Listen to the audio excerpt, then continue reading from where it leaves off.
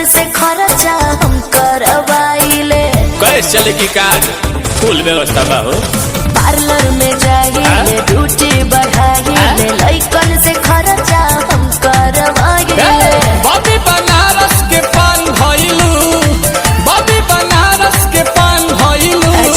कातना लइकन के जान भइलू, गोरी लागत कि अब के सियान भइलू।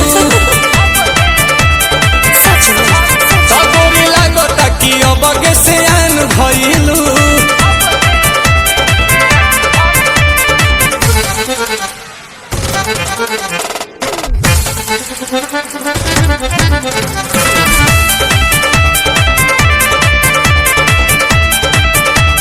कुछ भी बोलते हैं। दिलवा के कहले बारू चोरी हमार तू तो गोरी, टुकुर टुकुर ताकि तोहार ओरी।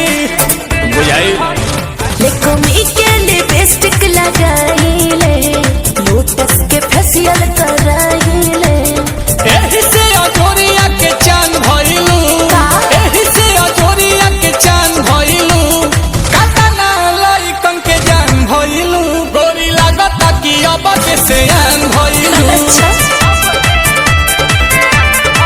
हाँ गोरी लागत कि अब के सियान भइलू।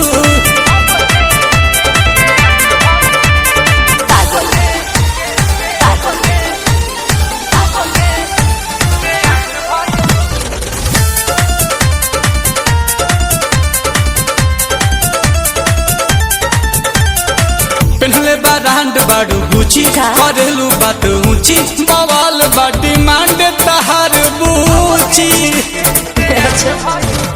बिकिनी हाल के कहल हो, करता रानील कमल हो। जोहरी हीरा के खान भइलू, जोहरी हीरा के खान भइलू। कतना लहिकन के जान भइलू, गोरी लागत कि अब के सियान भइलू। हो गोरी लागत कि अब के सियान भइलू। देखी हो पगला मत जइहो।